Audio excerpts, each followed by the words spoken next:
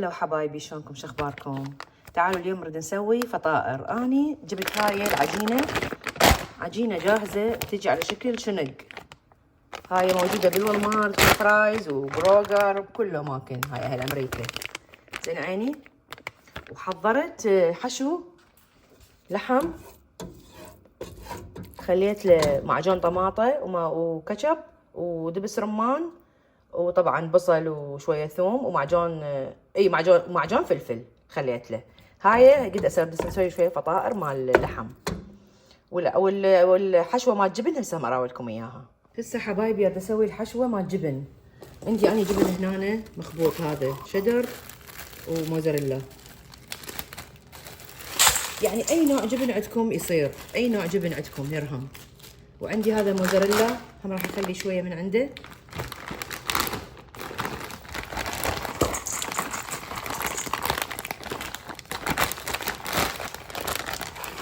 لا تتقيدون بانواع الجبن.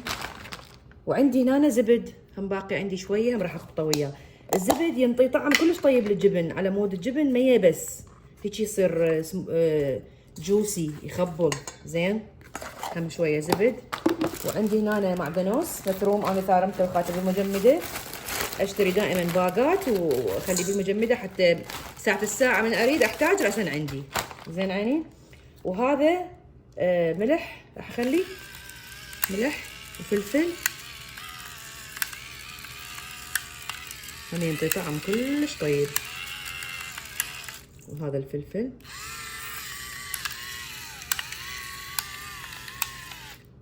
زين عيني. وهسه نخلط شويه، بعد عندي جامد شويه يفك.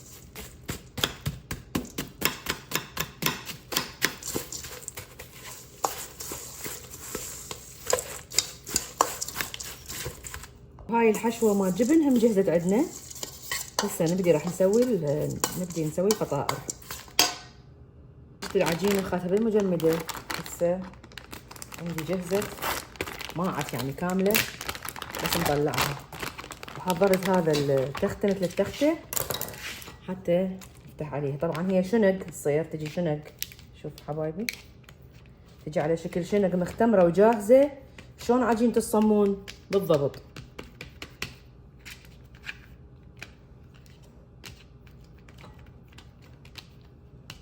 هسه شوي نخليها لحم.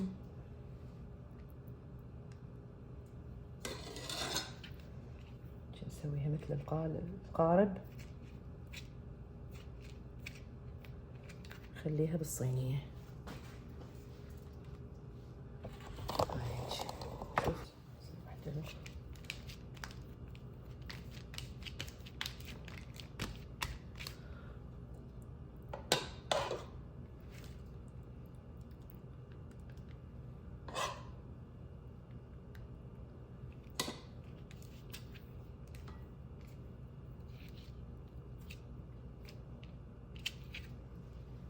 على شكل مثل القارب هاي، لان بالفرن ترى تنفتح.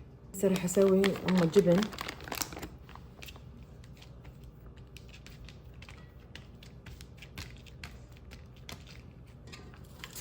ما ادري الجبن هيك يمكن راح ابقيها مفتوحات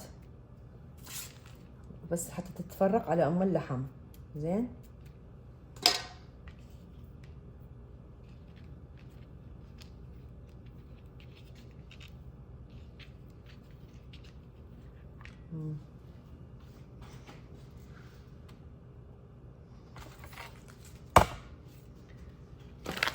راح افتحها رأسا بالصينية على مود لا اشيل واحط صينية الفرن يعني هيك. طبعا هذا السيليكون ما يلزق، هو مدهن اصلا.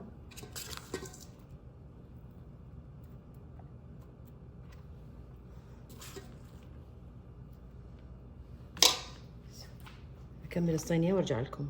الصينية الاولى عندي جهزت، راح ادخلها للفرن واسوي صينية ثانية. هاي الصينية الثانية هم عندي جهزت، ان شاء الله بس هذيك اصعدها لي فوق اخلي هاي الثانية. طبعا حبايبي هاي العجينة كلش خوش عجينة، تصير يعني للموالح للحلو.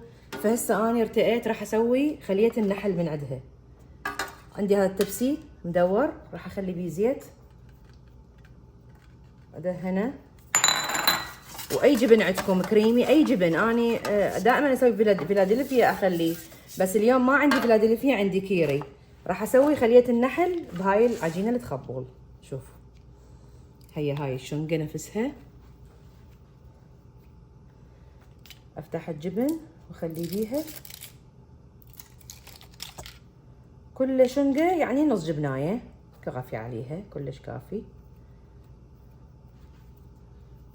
هيجي اقفلها واخليها هنا، وهكذا لحد ما اخلص كل الكمية اللي عندي.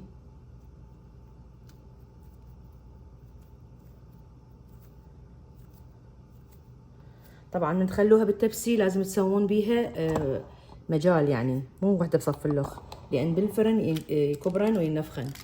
زين.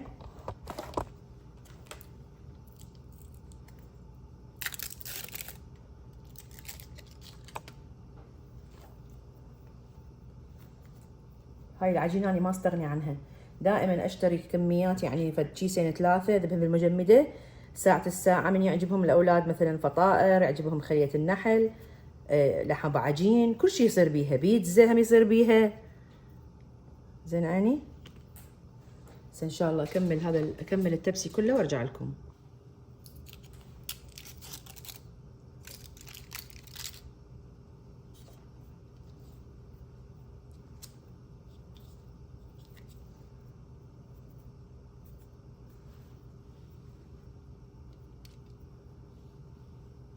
الصينية عندي جهزت مال خلية النحل. هنا أنا عندي بيضة، راح اخلي لها فانيلا وادخليها على الوجه.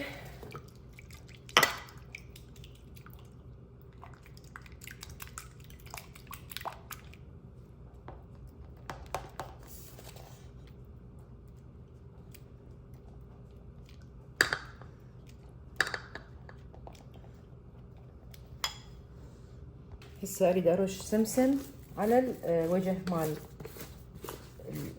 خلية النحل، حتى ان شاء الله ادخلها بالفرن ورا الفطائر.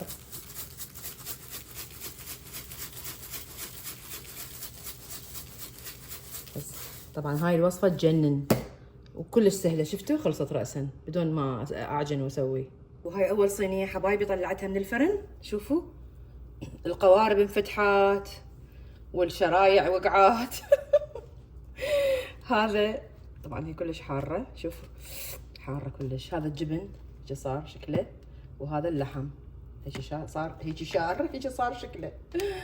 زين عيني. زين ان شاء الله يبردن واخليهن يعني اغلفهن حتى لا يبسن، بس شويه خليه يبرد لان كلش دا يجوي هسه. طبعا الفطائر شنو يرادلها شاي. خليت المي على النار وخليت الشاي بالقوري، راح اخدر شاي حتى اليوم العصرونيه مالتنا غير شكل. فطائر ولحم بعجين وخلية النحل. وهاي الصينية الثانية حبايبي هم طلعت خلصت، هسه بس بقت خلية النحل بالفرن، من تطلع هم اراويلكم اياها. هسه عندنا فار المي، هسه نخدر شاي. طبعا انا من عشاق الشاي، اتفنن بيه، يوم اسوي بالقوري، يوم اسوي بالكتلي، يوم اسوي بالترمز، يوميا شكل. كلش احب الشاي، ما ادري ولا هو يقولون مو زين على الصحة، يكسر الحديد، بس اني لا ما اجوز احب الشاي، وخاصة شاي هنل بالقوري والكتلي اموت عليه. حبايبي عندي جهزت الصينية مال شو يسموها خلية النحل.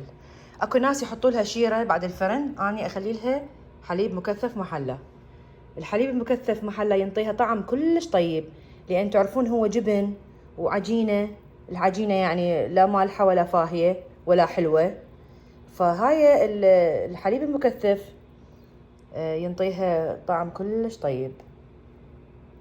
طبعا هسه هذا كله يختفي، ما راح يبقى، بس جربوها حبايبي، هاي الوصفة تجنن.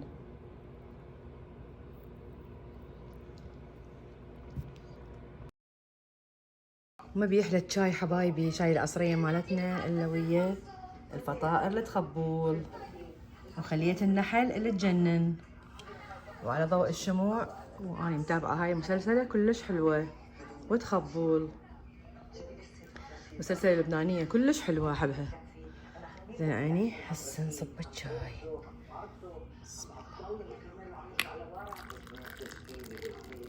واو هذا شاينا يخبل، وهاي فطائرنا اللي تجنن. شوف